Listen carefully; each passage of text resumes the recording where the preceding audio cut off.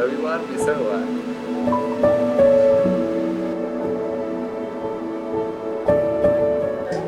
कोविडनंतर जेव्हा आमचं ऑफिस चालू झालं त्याच्यानंतर आम्ही कोणी रँडमली कुठल्याही डेस्कवर बसाल तर आम्ही एकदम अनयसे एकाच क्युबिकलमध्ये आलो त्यावेळेला आणि माझा कॉम्प्युटर चालूच होत नव्हता काही टेक्निकल इश्यूजमुळे.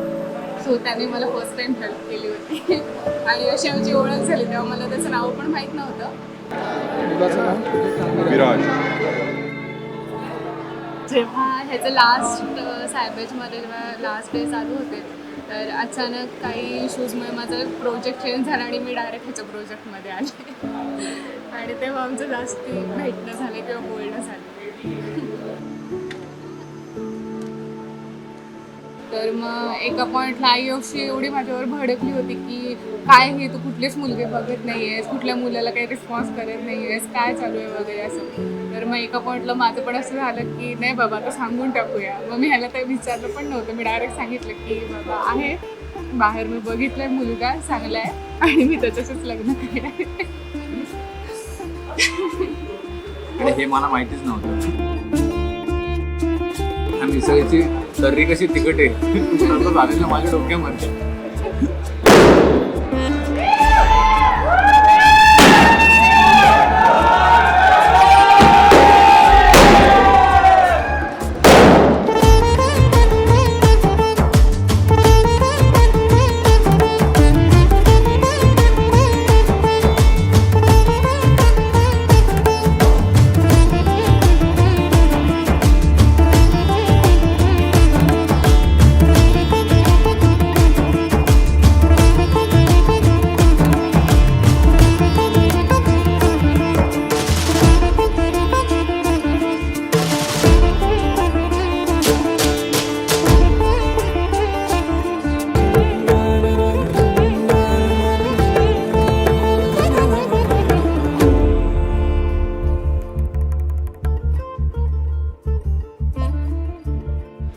दिवस होता महाशिवरात्रीचा.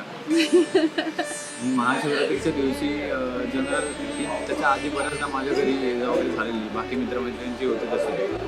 तर मी आईला जनरल म्हणालो की अगं ह्या महाशिवरात्रीला म्हणजे ती काही रत्नागिरीला वगैरे जाणार नाही तर आपल्याकडे बोलूया का.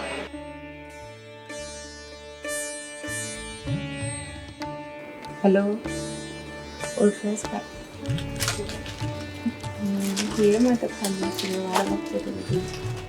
काहीतरी माझं ना हे असं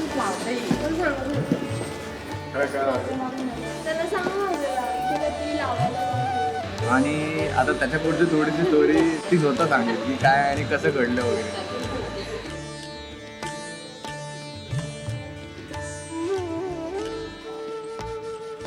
एकदम काहीतरी कसली तरी रेसिपी सांगायचं काहीतरी आमची चर्चा चालू होती. काय हाय बीपी? हो हाय बीपी पण म्हणू शकतेस तू.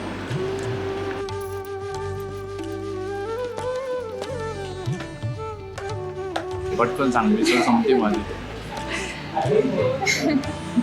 तर मग रेसिपी चालू होती. मी सांगतो हां सांग. महाशिवरात्रीला घरी बोलवलं. दाण्याची आमटीची रेसिपी विचारली. उपास होता. हां मग जाईने सांगितली वहिनीने ते असतं ते टाकायचं. येते ना रेसिपी येते ना हीच सुन तुमची. आणि आई 4 वेळा विचारते बरं का की नक्की ना हे काय बोलतोस तू बरोबर आहे ना. तिला विचारलंयस का तिला माहिती आहे का. आणि हा बाबाने म्हणतो की ओ बाबा बोला काहीतरी. बाबा म्हणतात नाद नाही करायचा कोणाचा करायचा. आजपर्यंत रोहित त्यांनी सांभाळलेली आहे. याची पुढची जबाबदारी तुमची आहे. तुझी कमी झाली आहे का नाही. तुझी पण थोडीशी वाढलेली आहे याची पण थोडीशी आली ना तुझ्या.